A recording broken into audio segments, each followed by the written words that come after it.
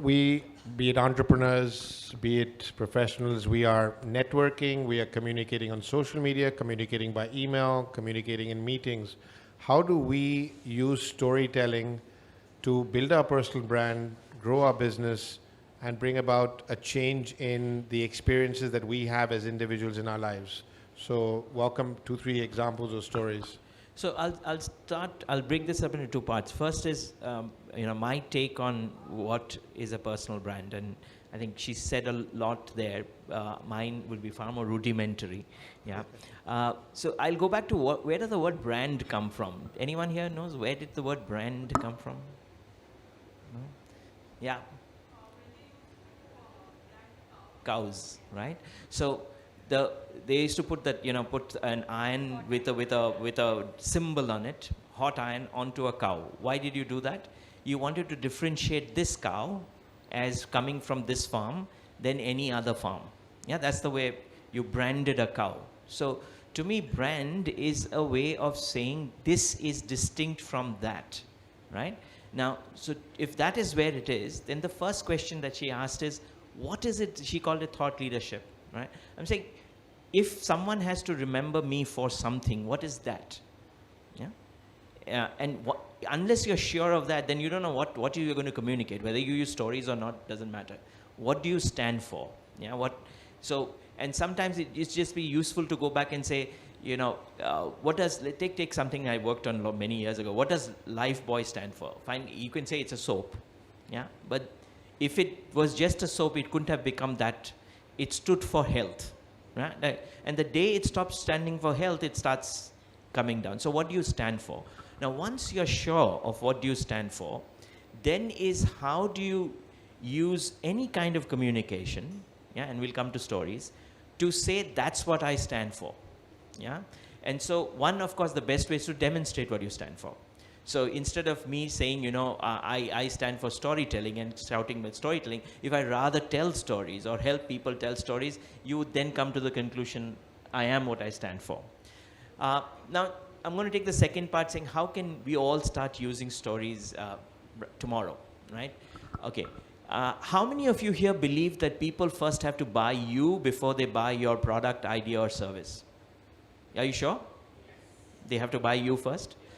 Do they need to buy that you are an engineer, MBA, CA, you worked in 5 companies, you hold 5 positions? Or do they need to buy that you are trustworthy, creative, innovative, whatever that is? First one or second one? You guys are sure?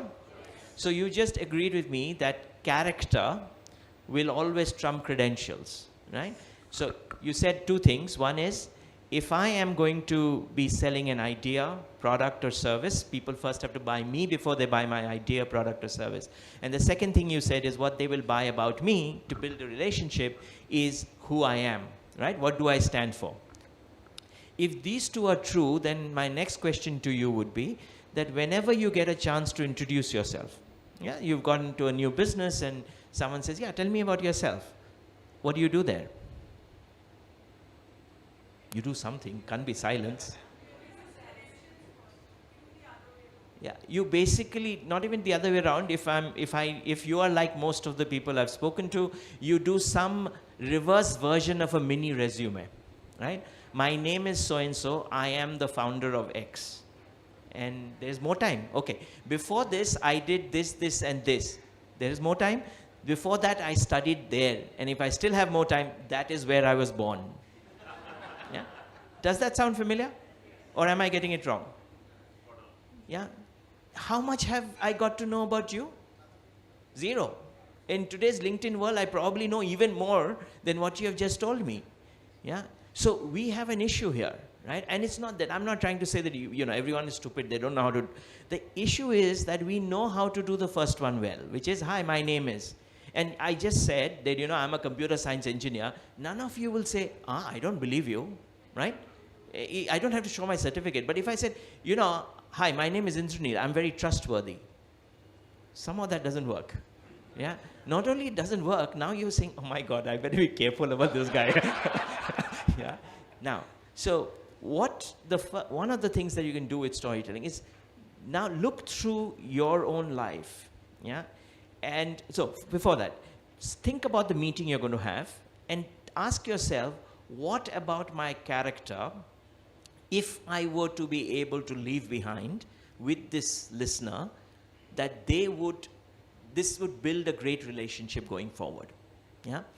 Once you've had that word or words, then ask yourself, where in my life have I demonstrated this word before in reality, right? And then bring that little anecdote into either your mini resume or in your first conversation, right? And there's a process that you need to follow to get there. If you do land up reading the book, there is a whole chapter step by step how to do it. But let me demonstrate an end product of that. And I think I used this example there, but imagine that I am I'm looking for a working capital loan, right? And I have gone to a friendly neighborhood Bandra bank, let's say, I don't know, whatever, UCO bank. Yeah? And I've gone to the branch manager with my loan form. Now, I need to introduce myself. So one way to do it is this way. Hi, my name is Indranil. I was born in Shillong, yeah, in the Northeast. I did my schooling there, did my engineering in computer science at Calcutta in Jadavpur University, then did my MBA from IIM Lucknow. My first 14 years was with Unilever, Hindustan Lever for 10 years, 4 years with Unilever. Then I worked with Tatas and Mahindras. 6 years ago, I started Storyworks. We help organizations and leaders be more impactful in their communication using stories. Our initial clients have been pretty happy with the work we've done. And we know we can expand and grow and do it profitably, provided we have the right working capital. Yeah? And so here's my loan application for working capital, and I hope you will look at it favorably. Does that sound like the normal introduction? Yes or no? Yes. Okay. What if I went to a different bank now? And in this bank I did this. In the different bank I said something like this. Hi, my name is Indranil.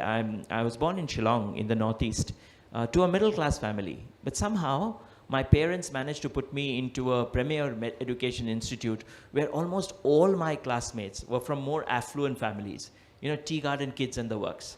And they all had more money to spend in the tuck shop, the canteen. So I remember when I was in class 3, I came up with this idea of running a comic circulating library, that too with borrowed comics.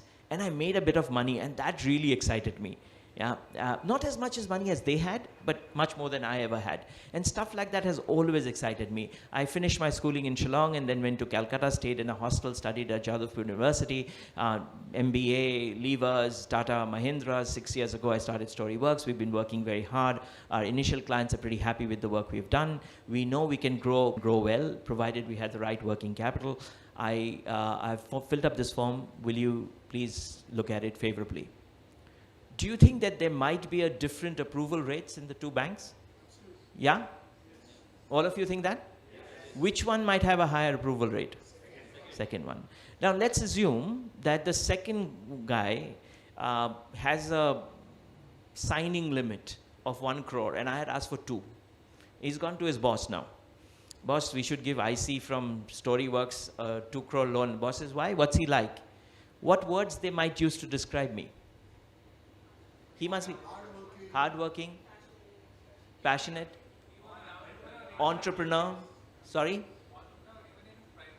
No, he might not say that, but entrepreneur, etc. All the words I would love him to say, right? Passionate, hardworking, values money, entrepreneurship. But if I tried in the first option by doing what I did, my mini resume, and ended by saying, I am an extremely passionate entrepreneur, I'm very hardworking, doesn't cut ice. So one of the things that you guys can start doing is, again, it goes back to who you are. The only difference is that you need to, some of the central things what she talked about, who you are, will remain the same. You need to figure out that what is the relevant characteristics of me that is relevant in this meeting. Yeah? Because I might go to a CEO and talk where I want to show that I'm very creative, then I don't use this story. If I want to go to a meeting where I want to show that I have entrepreneurial traits, I have passion and hard work, then I use this story, right? And it's not that you make up these stories. These are who you are, because you can't suddenly make up something that you're not. So if you are something that you stand for, find that episode that can demonstrate to people. Yeah? And I have shared this example with, I do training. and I do keynotes, so I've done this question for more than 10,000 people.